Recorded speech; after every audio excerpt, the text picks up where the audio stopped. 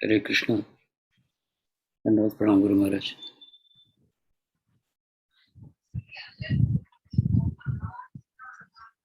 Dandavad Pranam Maharaj. Hare Krishna.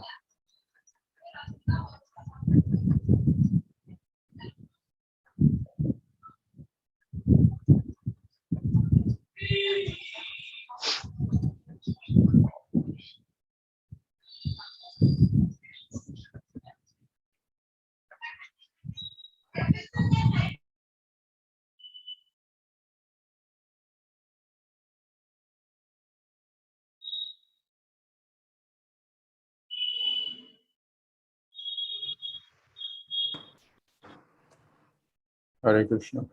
Hare Krishna. Dandavad Pranam Maharaj. Hare Krishna. Om Namo Bhagavate. Om Namo Bhagavate Vasudevaya. Namo Bhagavate Vasudevaya. Om Namo Bhagavate Vasudevaya. Namo Bhagavate Vasudevaya. Om Namo Bhagavate Vasudevaya. Namo Om Vishnupadaya Krishna Prasthaya Bhutale Srimati Bhaktivedanta Swami Niti Namane. Namaste Saraswati Devi Gauravani Prachadane. Nirvashesha Shunyavadi Pasatade Shatadane. Sri Krishna Chaitanya Prabhu Nityananda Sri Advaita Gadadhar Shivasri Gaur Bhaktavinda. Hare Krishna, Krishna Krishna, Hare Hare. Hare Rama, Rama Rama, Hare Hare. Reading from Srimad Bhagavatam, Canto 11, Chapter 14, verse 4 and 5.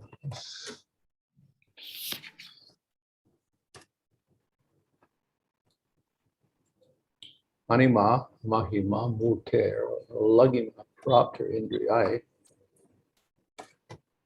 Prakamyam Sruta Dristeshu Shakti Praranamishta Guneshva Sangha Vasita Yat Kamastad Avasiti Eta Me Siddhaya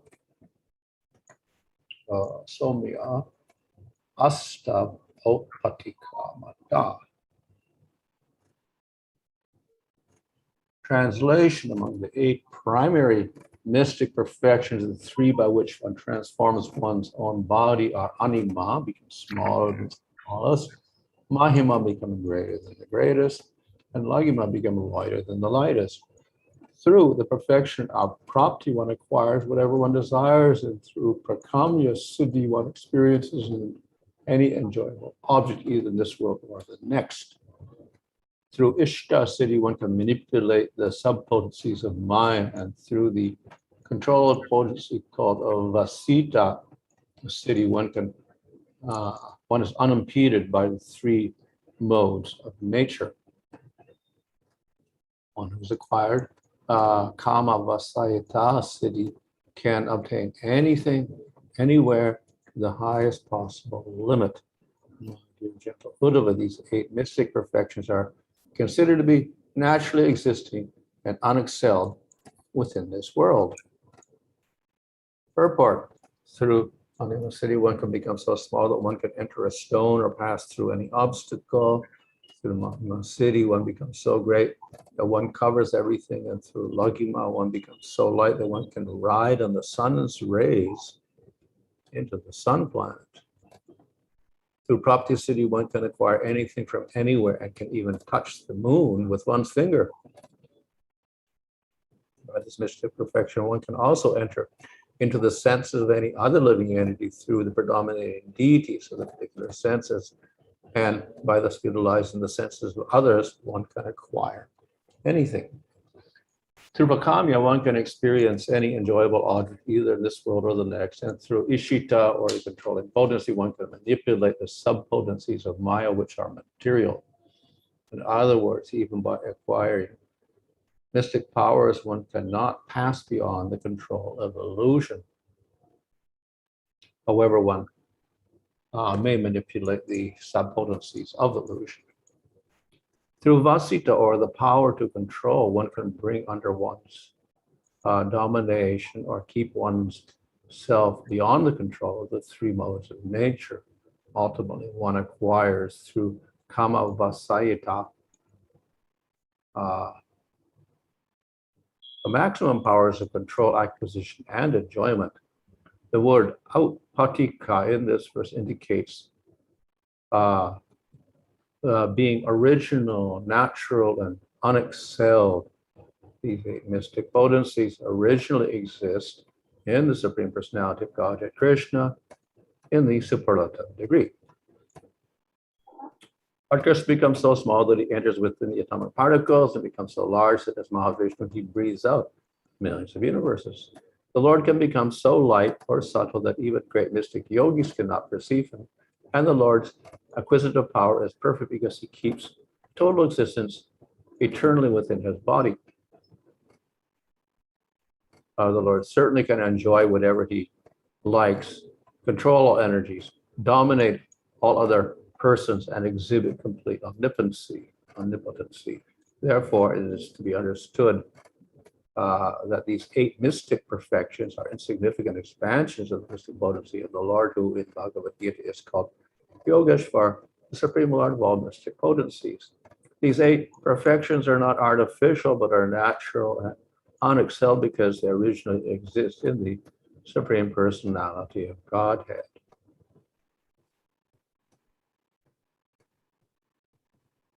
I'll just read the next verse too.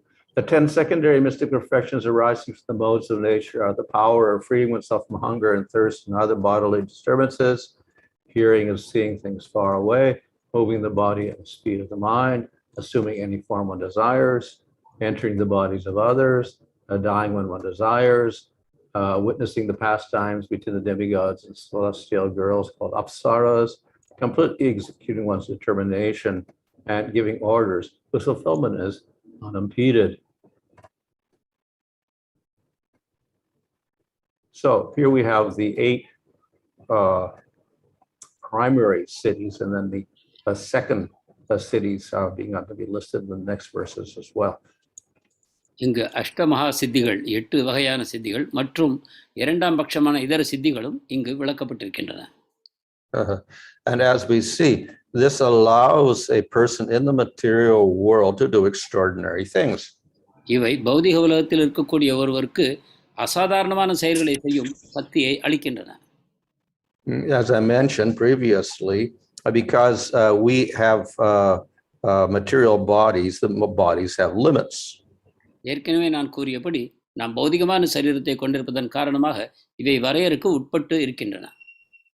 And if we have more subtle bodies like devatas or higher, then obviously we're not so much limited as we are. தேவதைகளைப் போலவோ அல்லது இதர உன்னதமான ஆத்மாக்களைப் போலவோ நாம் ஒரு சூக்ஷ்மமான சரீரத்தை கொண்டிருந்தால் நம்முடைய வரையறைகள் இந்த அளவுக்கு இருக்காது, இன்னும் குறைவாக இருக்கும். So in this way, these we can say the powers are astonishing in a relative way.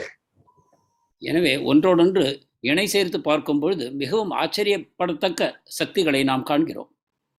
To show siddhis on this planet is astonishing. இந்த பௌதிக உலகத்தில் இருக்கக்கூடிய சித்திகள் ஆச்சரியத்தை ஊட்டுவையாக இருக்கின்றன. To show the same siddhi on a Svargaloka or Brahmaloka, it's not astonishing at all. அதே சித்திகளை பிரம்மலோகத்திலோ சொர்க்கலோகத்திலோ காண்பிப்பது அந்த அளவு ஆச்சரியம் ஊட்டுவதில்லை. So this shows that these are material powers. இதிலிருந்து இவை பௌதிகமான சக்திகள் என்பதை அறிகிறோம். But as also explained, these 8 powers are naturally also in the Supreme Lord himself. ஆனால் ஏற்கனவே விளக்கியபடி இந்த 8 சக்திகளும் பரமபுருஷ பகவானுக்குள் இயற்கையாகவே அமைந்திருக்கின்றன. Since he is the controller of everything in the material world, he is completely unlimited. அவர் பௌதிக உலகத்தில் உள்ள அனைத்தையும் கட்டுப்படுத்துபவராக இருப்பதன் காரணமாக அவர் வரையறைக்கு வெளியே இருக்கிறார். And therefore, when the Lord is described, often his activities are very astonishing. பகவானுடைய செயல்கள் மிகவும் ஆச்சரியமூட்டுபவை என்று விளக்கப்படுகின்றன.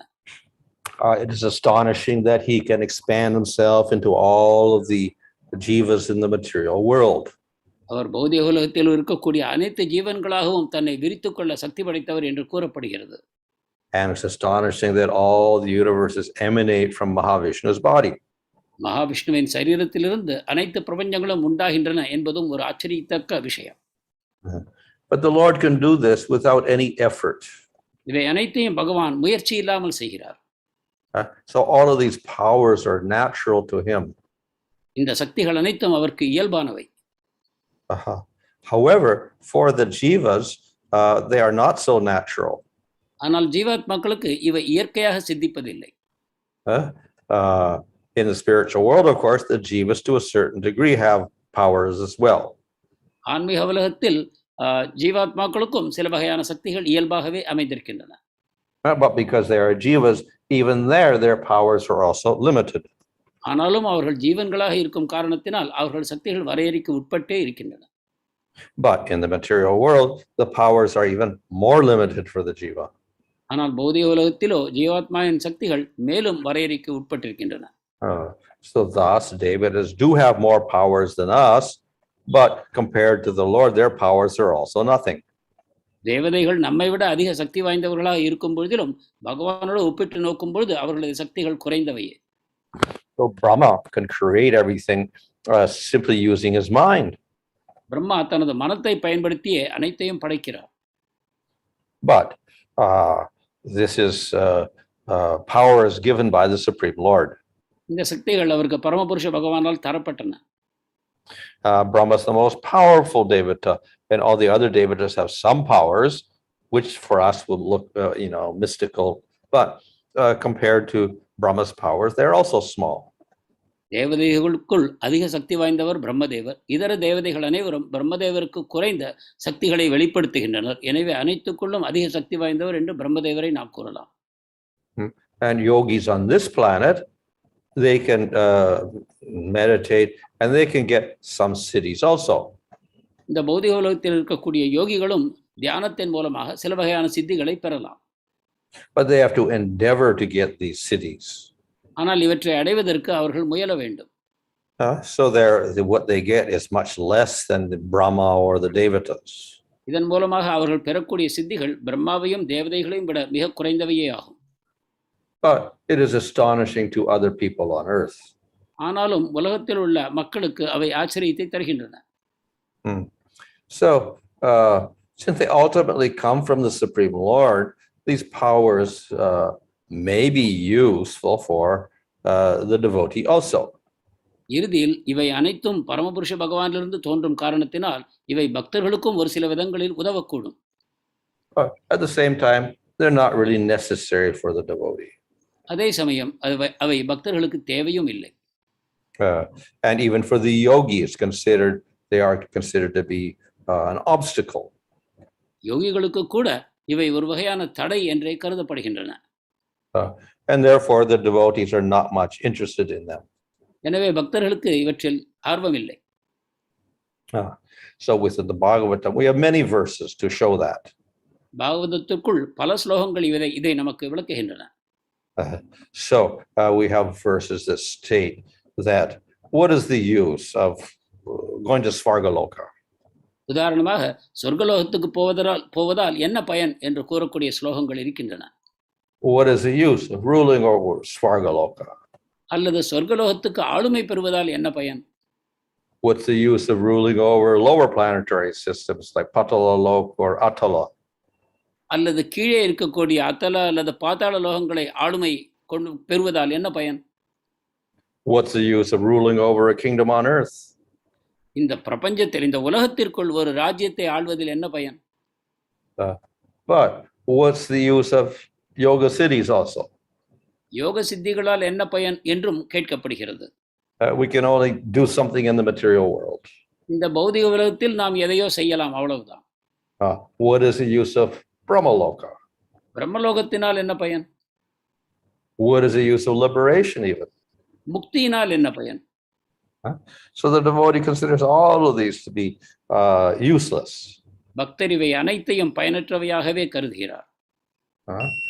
And therefore he doesn't spend time doing yoga. எனவே அவர் யோகத்தில் நேரத்தை செலவு செய்ய விரும்புவதில்லை. Of course, the final result is liberation. He's not interested in that. And the secondary results are these siddhis, which also he's not interested in. யோகத்தின் முக்கியமான பயனாகிய முக்தியிலோ அல்லது அதன் இரண்டாம் பட்சமான பயன்களாகிய இந்த சித்திகளிலோ பக்தருக்கு ஆர்வம் இல்லை. So in the modern world, of course, not many people are interested in getting siddhis. தற்காலத்தில் அதிக மக்களுக்கு சித்தியில் ஆர்வம் இல்லாமல் தான் இருக்கிறார்கள். They may be interested in getting a nice position in the material world. ஆனாலும் பௌதிக உலகத்தில் ஒரு நல்ல பதவியை அடைவதற்கு அவர்களும் ஆர்வம் காட்டுகிறார்கள். They're not even interested in svargaloka. அவர்களுக்கு சொர்க்கலோகத்தில் கூட ஆர்வம் இல்லை. We don't find many people on the street. You can ask them, do you want to go to svargaloka? They don't even know what it is. தெருவில் நாம் சந்திக்கக்கூடிய சிலரிடம் நாம் சொர்க்கலோகத்துக்கு போக விரும்புகிறீர்களா என்று கேட்டால் அவர்களுக்கு அதற்கு பதில் சொல்ல மாட்டார்கள். அவர்களுக்கு சொர்க்கலோகம் என்றால் கூட என்ன என்பது தெரியாது. Or liberation, what is that? They don't know about that either. அல்லது முக்தி என்பது என்ன, அதையும் அவர்கள் அறிய மாட்டார்கள். But even 500 years ago, these were common aspirations of people. ஆனால் 500 ஆண்டுகளுக்கு முன்னால் இவை சாதாரண மக்களின் நோக்கமாக அவர்களுடைய ஆர்வமாக இருந்தது. They may not want liberation, they may not want svargaloka. அவர்கள் முக்தியையோ சொர்க்கலோகத்தையோ ஆசைப்படாமல் இருக்கலாம். But they want to get some sort of piety at least. ஆனால் குறைந்தபட்சமாக அவர்கள் புண்ணியத்தை நாடினார்கள். Think by that they get better birth. அதன் மூலமாக உன்னதமான பிறவை கிடைக்கும் என்று அவர்கள் விரும்பினார்கள். Nowadays they only want to get some position now in this lifetime. ஆனால் இப்பொழுதோ இந்த ஆயுட்காலத்திற்குள் ஒரு நல்ல பதவியை அடைய வேண்டும் என்பதிலேயே அவர்கள் கவனம் செலுத்துகிறார்கள். So all these items are mentioned even though we're not much interested in them, because in ancient times common people were more interested in these things. இங்கு கூறப்பட்டுள்ள அனைத்து விஷயங்களிலும் தற்கால மக்களுக்கு ஆர்வம் இல்லாமல் இருந்தாலும் கூட அந்த காலத்தில் மக்கள் இவற்றிலெல்லாம் மிகவும் ஆர்வம் கொண்டிருந்தார்கள். Some people were interested in svargaloka or brahmaloka. சிலருக்கு சொர்க்கலோகத்திலோ பிரம்மலோகத்திலோ ஆர்வம் இருந்தது. Some people were interested in getting siddhis, and some people were interested in mukti. சிலர் சித்திகளை பெறுவதிலும் சிலர் முக்தி அடைவதிலும் ஆர்வமாக இருந்தார்கள். So all of these things are described in the Bhagavatam and as well in the Bhagavad Gita. இவை அனைத்தும் பாகவதத்திலும் பகவத்கீதையிலும் விளக்கப்படுகின்றன. However, the whole point is to show that ultimately these things are material and useless. ஆனால் முக்கியமான நோக்கம் என்னவென்றால் இவை அனைத்தும் பௌதிகமானவை, இறுதி கண்ணோட்டத்தில் பயனற்றவை என்பதே ஆகும். And therefore the emphasis is put on performing bhakti to attain prema. எனவே பக்தி செய்து பிரேமையை அடைவதிலேயே முக்கியத்துவம் இங்கு தரப்படுகிறது. So this may seem a little bit of a roundabout way, indirect way of expressing that. இது ஒரு வகையில் சுற்று வழியில் நமக்கு விளக்குவதைப் போல நமக்கு தோன்றலாம். But this is also the nature of scripture itself. ஆனால் இதுவும் சாஸ்திரங்களின் ஒரு இயல்பாகும். It doesn't present the bare facts. அவை உண்மைகளை உள்ளபடி எந்த விதமான அதன் மேல் அலங்காரம் செய்யாமல் அதை நேரடியாக தருவதில்லை. You have to look for the final truth somewhere in the statements of the scripture. இந்த சாஸ்திரங்களில் கூறப்பட்ட விஷயங்களிலிருந்து உண்மையை நீங்கள் தேடி பெற வேண்டும். And that is why it's necessary to go through guru. எனவேதான் குரு அவசியமாகிறார்.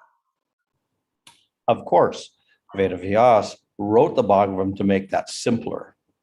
வேதவியாசர் வேதங்களை நமக்கு சுலபமாக ஆக்க வேண்டும் என்ற நோக்கத்தில் தான் எழுதினார்.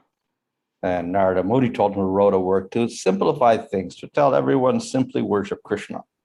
நாரத முனிவர் இன்னும் தன்னுடைய சூத்திரங்களின் மூலமாக கிருஷ்ணரை வழிபடுவது சுலபமாக வேண்டும் என்று அவற்றை ஏற்றினார். But even then, it is somewhat indirect or hidden sometimes. ஆனாலும் அது மறைமுகமாக மறைக்கப்பட்டதாகவே சில சமயங்கள் விளங்குகிறது. And thus we'll have these descriptions here of Ashtanga Yoga. இவ்விதமாகத்தான் இங்கு அஷ்டாங்க யோகத்தின் விவரங்கள் தரப்பட்டிருக்கின்றன. And other places, Jnana or Karma Yoga. இதர இடங்களில் ஞான யோகமோ கர்ம யோகமோ விளக்கப்படுகின்றன. So the devotee will understand that these are also derived from the Lord's Shaktis. எனவே ஒரு பக்தர் புரிந்து கொள்கிறார் இவையும் பகவானுடைய சக்தியிலிருந்தே தோன்றுகின்றன என்று. Bhakti arises from Hlanidhi and Samvit, the Chit Shakti of the Lord. பக்தி பகவானுடைய சித் சக்தியாகிய ஹ்லாதினி மற்றும் சந்தினியிலிருந்து தோன்றுகிறது. But the Karma Yoga arises from his material Shakti. கர்மயோகமோ அவரது பௌதிகமான சக்தியிலிருந்து தோன்றுகிறது. And even these siddhis arise from material shakti.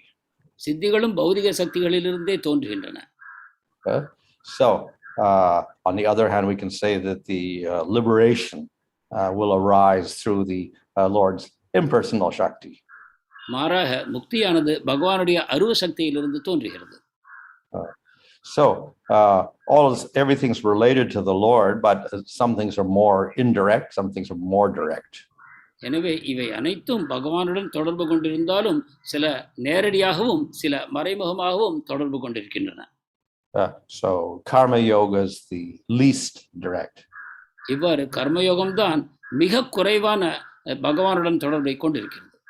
And bhakti yoga is the most direct. பக்தி யோகமோ மிகவும் நேரடியான தொடர்பு ஆகும். Because that bhakti arises from the Lord's internal potency. ஏனென்றால் பக்தியானது பகவானுடைய அந்தரங்க சக்தியிலிருந்து தோன்றுகிறது. So this is how the devotee should approach these subjects. எனவே இவ்வாறு தான் இந்த விஷயங்களை ஒரு பக்தர் அணுக வேண்டும். So though here we have a nice list of all the different siddhis, the devotee is not expected to understand completely how to attain these and what powers are available within each siddhi. இங்கு சித்திகளை பற்றி அருமையான ஒரு பட்டியல் நமக்கு இருந்த பொழுதிலும் கூட இவற்றை அறிந்து கொள்வதிலும் இவற்றை நான் எவ்வாறு பெறலாம் என்பதிலும் பக்தர் ஆர்வம் கொள்வார் என்று எதிர்பார்க்கப்படவில்லை. What he can realize is through yoga, the person can definitely attain a higher level in the material world. அவர் எதை புரிந்து கொள்ள வேண்டும் என்றால் யோகத்தின் மூலமாக ஒருவர் இந்த பௌதிக உலகத்தில் ஒரு உயர்ந்த ஸ்தானத்தை அடைய முடியும் என்பதைத்தான். As I said, the normal human being is quite limited in his because he's got the gross material body. நான் ஏற்கனவே கூறியபடி ஒரு பௌதிக உலகத்தைச் சேர்ந்த மனிதர் மிகவும் வரையறைக்கு உட்பட்டிருக்கிறார். ஏனென்றால் அவரது சரீரம் ஸ்தூலமானது.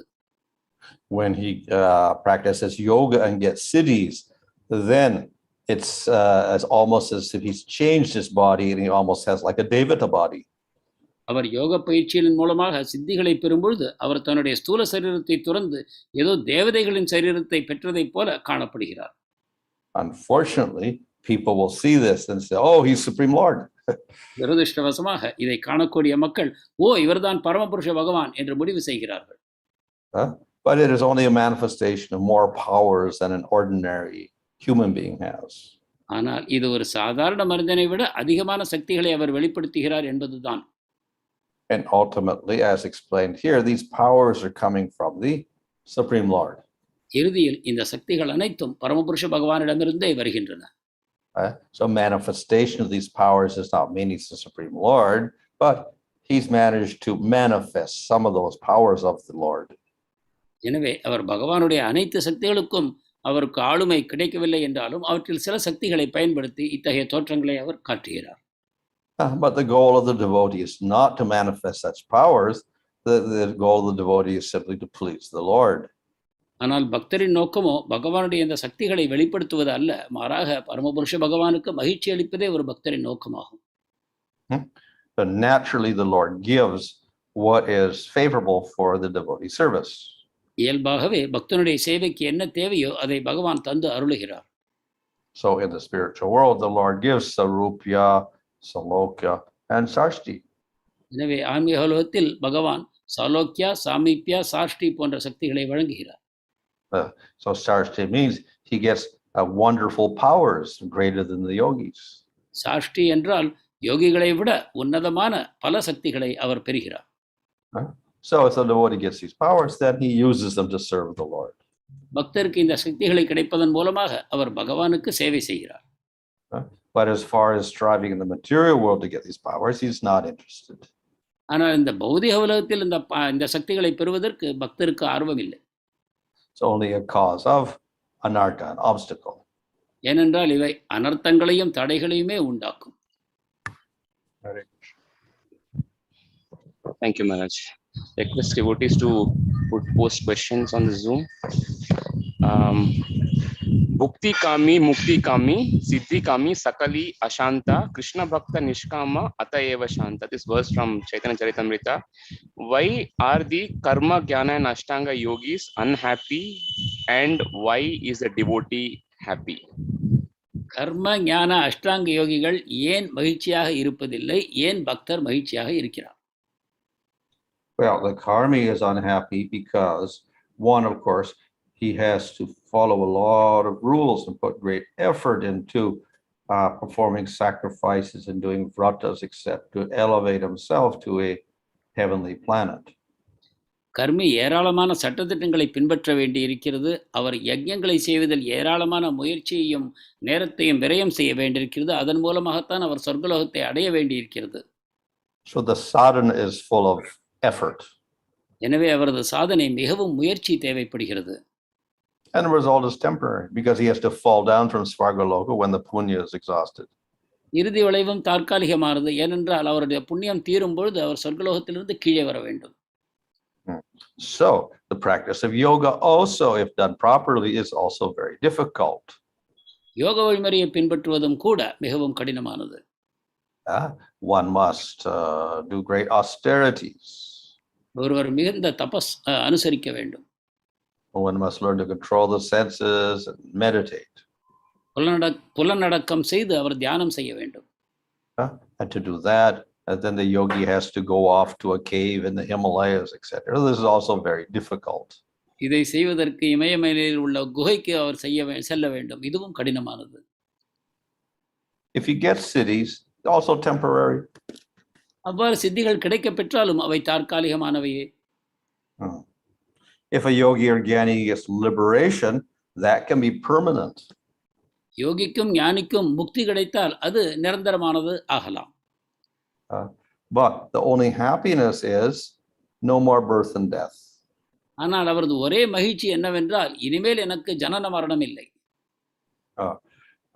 So they don't get the bliss of prema.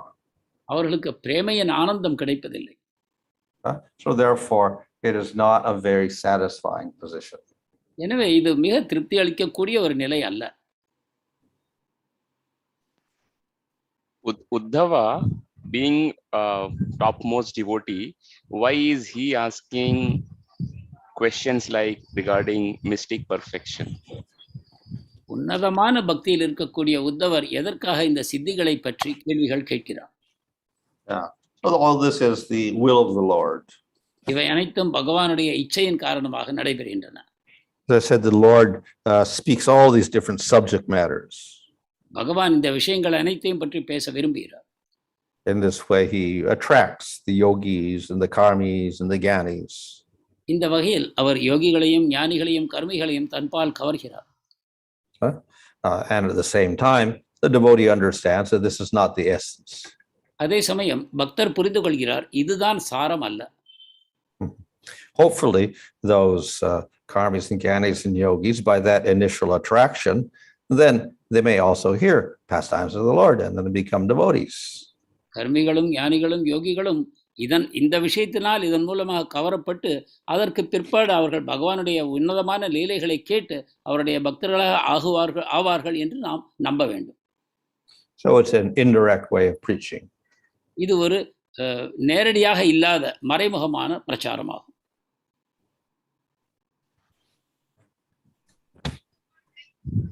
How can the devotees protect themselves from these yogis who can sometimes enter the others' bodies and dominate over others? பக்தர்கள் இத்தகைய கூடுவிட்டு கூடி போயக்கூடிய அந்த யோகிகளிடமிருந்து தங்களை எவ்வாறு காத்துக்கொள்ள வேண்டும்? Well, if they have great devotion, they're protected by Krishna. அவர்கள் தீவிர பக்தியை செய்வார்களானால் கிருஷ்ணர் அவர்களை பாதுகாக்கிறார். So Krishna is stronger than any yogi. கிருஷ்ணர் அனைத்து யோகிகளையும் விட பலமானவர். When one attains Goloka, the devotee does not get Salokya or Sarshti. When a devotee attains Golok Vrindavan, the devotee does not get Salokya or Sarshti. Salokya as in equal in body as Supreme Lord, or Sarshti equal as opulence. So why there is a difference between the inhabitants of Vaikunta and inhabitants of Goloka? கோலோகத்தை அடையக்கூடிய பக்தர்கள் இந்த ஐஸ்வர்யங்களாகிய சாலோக்கிய, சாரூபிய, சாஷ்டி போன்றவற்றை பெறுவதில்லை. ஆனால் வைகுண்டத்தை அடையும் பக்தர்கள் இவற்றை பெறுகிறார்கள். ஏன் இந்த வேற்றுமை?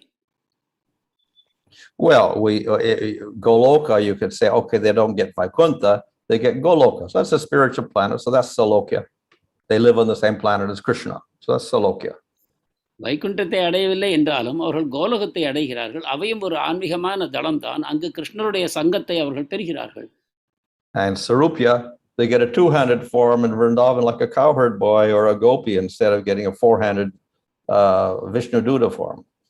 சாரூபியா என்பது கிருஷ்ணரை போல 2 கரங்களை கொண்ட கோபராகவோ கோபியாகவோ அவர்கள் வடிவத்தை பெறுகிறார்கள். எனவே அவர்கள் சாரூபத்தையும் பெறுகிறார்கள். விஷ்ணுவை போல 4 கரங்கள் இல்லை என்றாலும் கிருஷ்ணரை போன்ற வடிவத்தை அவர்கள் பெறுகிறார்கள்.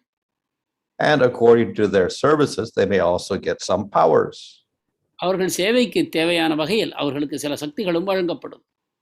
But of course, the devotees of Krishna are not interested in manifesting powers. ஆனால் கிருஷ்ண பக்தர்களுக்கு சக்திகளை வெளிப்படுத்தும் ஆர்வம் இல்லை. From who and how the siddhis get their powers? சித்திகளுக்கு அந்த சக்திகள் எங்கிருந்து வருகின்றன? From where do they derive their powers? Who? The siddhis, who attain siddhis, the yogis. How do they get them? Through the yoga practice. Yoga practice. யோகிகளுக்கு அந்த சக்திகள் எவ்வாறு கிடைக்கின்றன என்பது கேள்வி. அது யோக வழிமுறையின் பயிற்சியின் மூலமாக என்பது பதில். That's what's explained here. The person practices yoga, pranayama, and jhana, and then he ends up with siddhis. இது இங்கு விளக்கப்பட்டது. பிராணாயாமம், தியானம் இவற்றின் மூலமாக இறுதியில் அவர் சித்தியை அடைகிறார். So source of that also is the Supreme Lord Maharaj. இவையும் Ultimately, but as is explained here, these siddhis are material, a reflection of the spiritual siddhis. இறுதியில் இவை அனைத்தும் பௌதிகமான சித்திகளே ஆகும். இவை ஆன்மீக சித்திகளின் பிரதிபலிப்பு.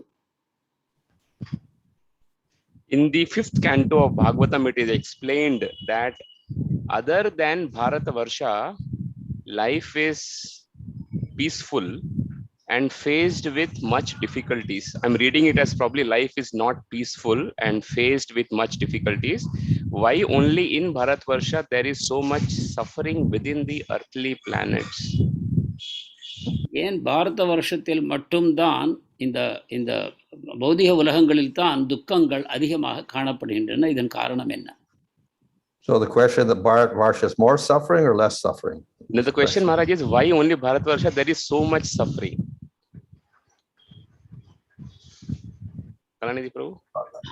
பாரத வருஷத்தில் தான் துக்கங்கள் துயரங்கள் அதிகமாக இருக்கின்றன. இது ஏன்?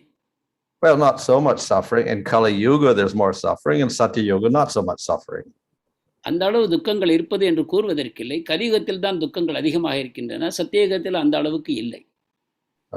And certainly it's better than lower planetary systems. இன்னும் தாழ்ந்த உலகங்களிலிருந்து அவை அந்த அளவுக்கு துக்கம் இங்கு இல்லை. Patala Loka, full of suffering. பாதாள லோகம் துன்பங்கள் நிறைந்ததாக இருக்கிறது. But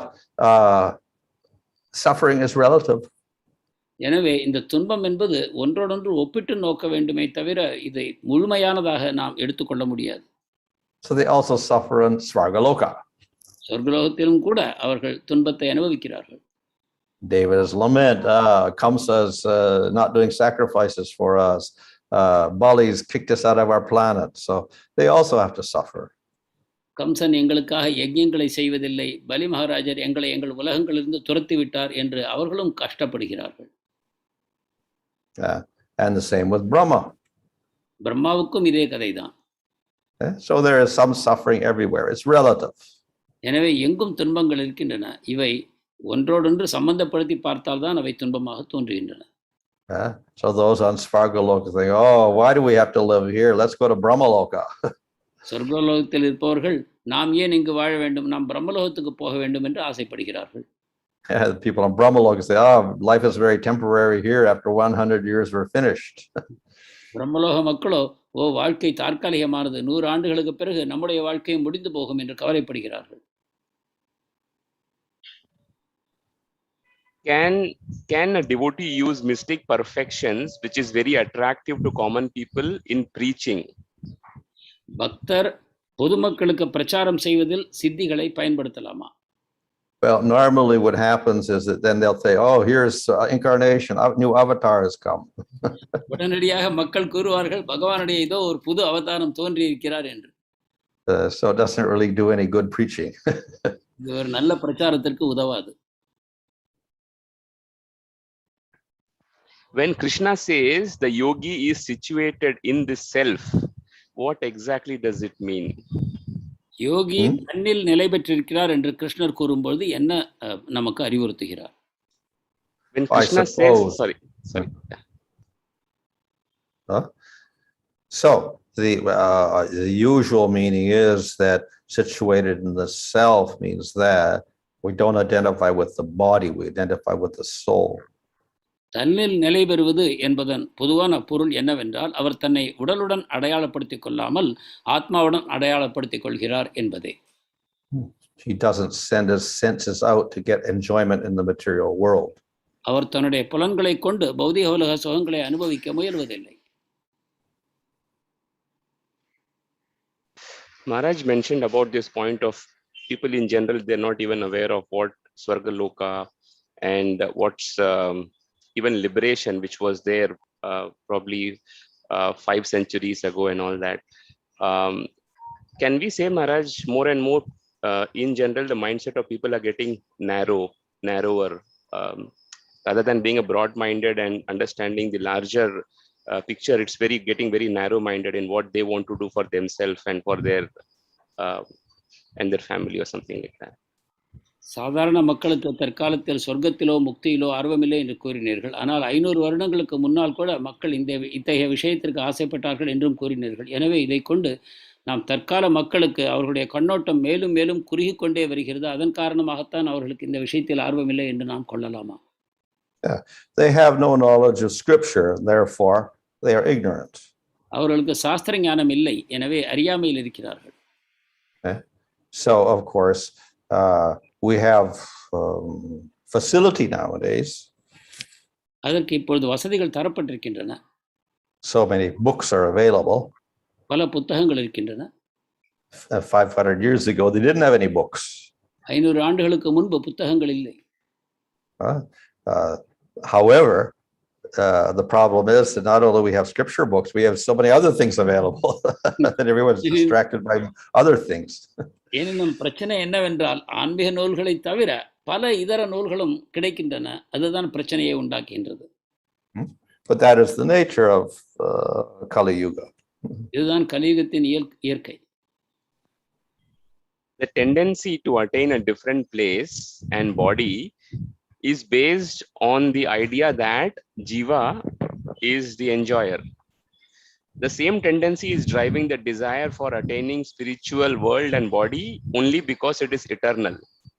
Is this not a sort of best bargain and defies selfless devotion?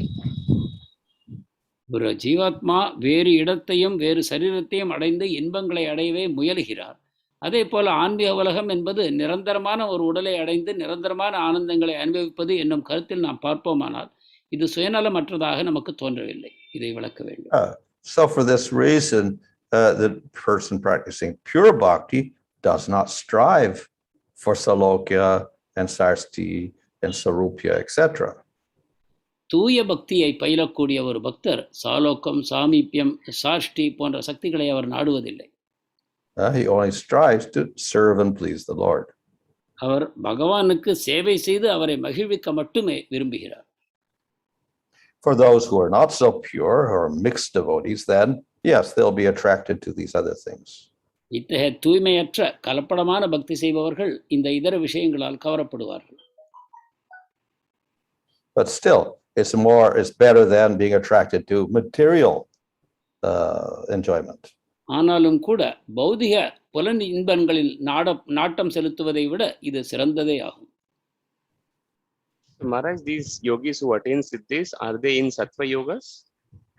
They're in sattva gunas? They're in sattva gunas? சித்திகளை பெறுகிற யோகிகள் சத்வகுணத்தில் இருக்கிறார்களா? If they're practicing true Ashtanga yoga, then definitely they have to be in sattva guna. உண்மையான அஷ்டாங்க யோகத்தை பயில வேண்டும் என்றால் நிச்சயமாக சத்துவகுணத்தில் தான் இருக்க வேண்டும். They have to follow yamas and niyamas. அவர்கள் யம நியமங்களை பின்பற்ற வேண்டும். Srimad Bhagavatam being the Amala Puranam and the best of all Puranas, the question is why instead of only topics of bhakti, only topics of bhakti and pure devotion, the topics of karma, jnana, yoga are discussed elaborately in different cantos. Bhagavatam அமர புராணம் என்று கூறப்படுகிறது. ஆனால் அதிலும் கூட ஏன் இந்த கர்ம ஞான யோகங்கள் மிக அதிகமாக விவரிக்கப்படுகின்றன? Didn't that question come up the other day? Yeah, I think Maharaj, this is kind of repeated.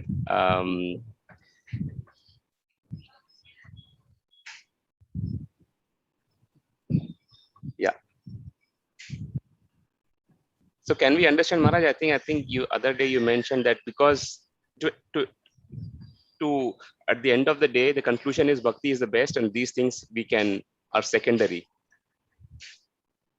Yeah, so there are Vedic processes for people not qualified for bhakti, so therefore they're mentioned.